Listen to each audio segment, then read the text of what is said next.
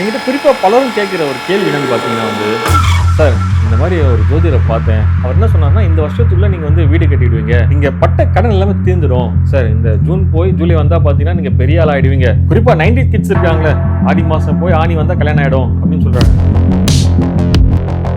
ஏன்னா ஜாதகத்தில் பார்க்கும்போது பார்த்தீங்கன்னா இன்னைக்கு யூடியூப்ஸில் பார்த்தீங்கன்னா மீனராசி நேயர்களுக்கு, சிம்மராசி நேயர்களுக்கு, கும்பராசி நேயர்களுக்கு உங்களுக்கு பணம் கொட்ட போகுது.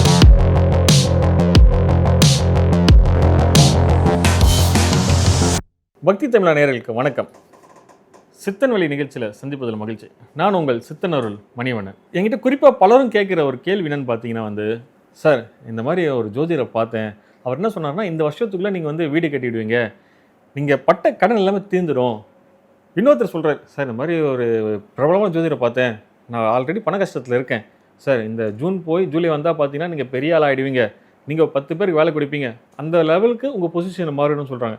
இன்னொருத்தர் பார்த்தீங்கன்னா சார் எனக்கு உடம்பு முடியாமல் இருக்குது, என்ன பண்ணுறது தெரியல, நல்ல ஒரு டாக்டரை பார்க்குறேன், மருந்து சாப்பிட்றேன், ஆனால் சரியாக மாட்டுது அப்படின்றபோது பார்த்தீங்கன்னா ஜாதகம் பார்த்துருக்காங்க. அவங்க என்ன சொல்லியிருக்காங்கன்னா, சார் உங்களுக்கு பார்த்தீங்கன்னா கூடிய சீக்கிரத்தில் இந்த உடல்நிலை சரியாயிடும் அப்படின்னு சொல்லியிருக்காங்க.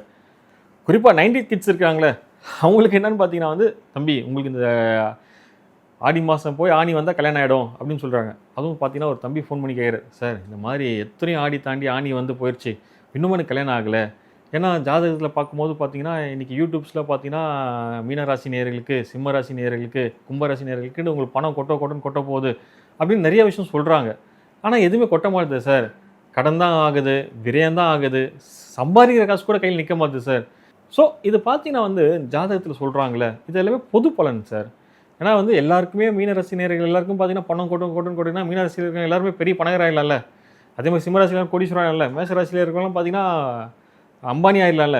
ஏன் ஆக முடியல? இது எல்லாமே பார்த்தீங்கன்னா அவங்க சுய ஜாதகத்தில் இருக்க கட்டத்தில் இருக்க அந்த விஷயங்கள் தான். ரெண்டாவது அவங்க கர்மா. ஏன்னா இந்த கர்மாவை பேஸ் பண்ணி தான் பார்த்தீங்கன்னா நம்ம வாழ்க்கையை நகருது. இந்த உடல் பார்த்தீங்கன்னா அழியக்கூடியது, இந்த ஆன்மான்றது பார்த்தீங்கன்னா அழியாது. அது பார்த்தீங்கன்னா எப்பயுமே நிரந்தரமானது. இந்த ஆன்மாவுக்கு பார்த்தீங்கன்னா ஆண் பெண்ற பேதம் கிடையாது. இந்த உடலை விட்டு இந்த ஆன்மா போயிடுச்சுன்னா நம்ம சவம், அவ்வளோதான். இந்த ஆன்மா உள்ளே இருக்க வரைக்கும் தான் நம்ம சிவமாக இருப்போம். ஸோ அந்த ஆன்மாக்கான விஷயங்கள் தான் பார்த்தீங்கன்னா ஜீவசமாதிக்கு போகும்போது கிடைக்கும். உங்களுக்கு சிலருக்குலாம் பார்த்தீங்கன்னா சார் ஜஸ்ட் மிஸ்ஸு சார், ஏதோ ஒரு விஷயம் தடுத்த மாதிரி இருந்தது, அந்த இல்லைனா போய் வண்டியில் மாட்டியிருப்பேன், ஏதோ ஒன்று சார் தலைக்கு தலைப்பாவோட போச்சுன்னு சொல்கிறோம்ல. இது எல்லாமே பார்த்தீங்கன்னா நம்ம உள்ளே இருக்க அந்த ஆன்மா தான் உணர்த்துது. ஏன் இதை சொல்ல வரோம் பார்த்தீங்கன்னா, நம்ம யார், நம்ம என்ன எதுக்கோசம் இந்த பூமியில் பிறந்திருக்கோம், எந்த விஷயத்துக்கோசம் நம்ம பிறந்திருக்கோம், ஏன்னா காரண காரியம் இல்லாமல் எந்த ஒரு விஷயமும் நடக்கிறது இல்லை. ஸோ அப்படின்னு போகுது. இப்போ நீங்கள் சொல்கிறீங்களே இந்த பண வரவு, இந்த வீடு கட்டுறது, இதெல்லாமே பார்த்தீங்கன்னா தடுக்கிறது யாருன்னு பார்த்தீங்கன்னா இந்த கர்மா தான். இந்த கர்மா நம்ம எப்படி கிளியர் பண்ணுறது பார்த்தீங்கன்னா, சித்தர்கள் ஜீவசமாதிக்கு போக தான் இந்த கர்மா கிளியர் ஆகும். நிறைய பேர் சொல்லுவாங்க, நீங்கள் இந்த பரிகாரம் பண்ணுங்க, இந்த யாகம் வளர்த்துங்க, இல்லை நீங்கள் இந்த தானம் பண்ணுங்க அப்படின் போது உங்கள் கர்மா கிளியர் ஆகிடும்ட்டு. இதெல்லாம் பண்ணிங்கன்னா கர்மா கிளியர் ஆகாது, கர்மா குறையும். கர்மா முழுமையாக கிளியர் பண்ணுறதுக்கான ஒரே அத்தாரிட்டி யார் பார்த்தீங்கன்னா சித்தர்கள் தான். அதுவும் எந்த சித்தரை வழிபடணும், எந்த ஜீவசமாதிக்கு போகணும் போது உங்கள் ஜாதகத்தை பார்க்கும் போது ஜாதகத்தில் சில கட்டங்கள் உணர்த்தும். இவர் இங்கே போகணும், இவர் இந்த இடத்துல போய் அந்த வழிபடணும். இந்த தமிழ்நாட்டில் இருக்கிறதே பார்த்தீங்கன்னா சித்தர்கள் அதிகமாக இருக்க இடம் இங்கே பார்த்தீங்கன்னா நம்ம புண்ணிய பூமி, இந்த பாரத பூமியில் தான். நீங்கள் ஜாதக ரீதியாக சொல்கிறீங்க சில விஷயம், இதுக்கு இந்த டைம் சரியில்லைன்றாங்க, ராகுக்கு இது பயிற்சி போயிட்டுருக்கு, சனி பயிற்சி விரயம் ஆகுது அப்படின்னு சொல்கிறீங்க. நீங்கள் ஜீவசமாதிக்கு போக என்ன ஆகும்னா அந்த கட்டம் இருக்குல்ல, ஜாதக கட்டம், அது வேலை செய்யாது. ஏன்னு பார்க்கும்போது பார்த்தீங்கன்னா பெங்களூர்லேருந்து ஒரு கிளைண்ட் ஃபோன் பண்ணார், சார் இந்த மாதிரி நான் நிறைய ஜாதகம் பார்த்துருக்கேன், நிறைய பேரை பார்த்துருக்கேன், இந்த குறிப்பாக பிரபலமான ஜோதிடர் பேர்லாம் சொல்லி நான் இவங்கெல்லாம் பார்த்துருக்கேன். அவங்களாம் சொல்கிற ஒரே விஷயம் பார்த்தீங்கன்னா, சார் நீங்கள் கவலையப்படாதீங்க, பிஸ்னஸ் ஸ்டார்ட் பண்ணுங்கள், பிஸ்னஸ் போகும் கோடி கணக்கில் கொட்டும் அப்படின்னு சொன்னாங்க சார். ஆனால் எனக்கு எதுவுமே நடக்க மாட்டுது சார். யாரை கேட்டாலும் இதான் சொல்கிறாங்க. ஆனால் எனக்கு பார்த்தீங்கன்னா பிஸ்னஸ் ஆரம்பிக்கிறோம், நல்லா போகுது, திடீர்னு பார்த்தீங்கன்னா சடனாக ஒரு பிரேக், அங்கே என்னென்னு தெரியல. நாளைக்கு எனக்கு ஒரு ஆர்டர் வரும், கன்ஃபார்ம் ஆயிடுச்சு, நைட்டில் ஃபோன் பண்ணுவாங்க, சார் நாளைக்கு இந்த ஆர்டர் கன்ஃபார்ம் ஆயிடுச்சு, உங்களுக்கு வாங்கிக்கணும்னு சொல்லுவாங்க. அங்கே போய் நிற்கும் போது பார்த்தீங்கன்னா சார் இல்லை சார், சாரி சார், ஆர்டர் கை மாறிடுச்சு. ஏன்னா ஜாதகம் நல்லா இருக்குது. ஸோ அப்படிங்கும்போது உங்களுக்கு எல்லா விஷயமும் நடக்கணும்ல, ஏன் நடக்கலை? இது காரணம் கர்மா தான்.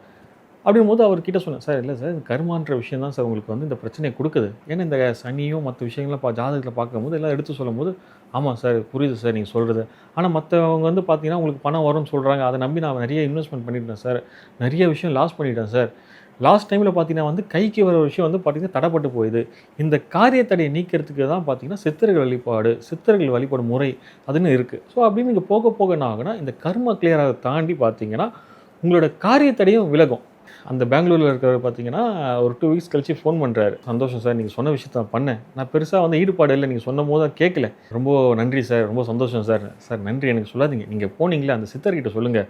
குறிப்பாக நீங்கள் ஜீவசமாதிக்கு போக போக போக என்ன ஆகுனா உங்கள் ஃபேமிலியில் இருக்கிற பிரச்சனை தீரும். உங்களுக்குள்ளே இருக்கிற மனசு இருக்குல்ல, அந்த மனசு வந்து ரொம்ப லைட் ஆகிடும். அந்த பெருசாக எதுவுமே வந்து எடுத்து போட்டு ஸ்ட்ரெஸ் ஆகாது. முதல்ல ஸ்ட்ரெஸ்ஸு குறையுங்க ஜீவசமாதிக்கு போனாலே. அந்த ஸ்ட்ரெஸ்ஸு குறையத்துக்குன்னு பார்த்தீங்கன்னா வந்து நீங்கள் நிறைய ட்ரீட்மெண்ட் எடுக்கிறாங்க, நிறைய மாத்திரை சாப்பிட்றாங்க. நீங்கள் ஜீவசமாதி போனால் நம்ம மனசு ரிலாக்ஸ் ஆகும். நம்ம மனசு ரிலாக்ஸ் ஆனாலே போதுங்க. நிறைய விஷயம் வந்து பார்த்தீங்கன்னா நம்ம யோசிக்க தோணும். நம்மளே வந்து நிறைய ஐடியாக்கள்ஸ் தோணும். அப்படின்னும் போது நம்ம பிரச்சனை போது இங்கே இருக்க இவ்வளோண்டு பிரச்சனை தான். அதை வந்து நம்ம பெருசாக போட்டு பூதாதாரமாக வச்சுருக்கோம்ல, அதெல்லாம் மாறுங்க. நான் உங்கள் சித்தன் அருள் மணிவண்ணன். இது சித்தன் வழி. நன்றி.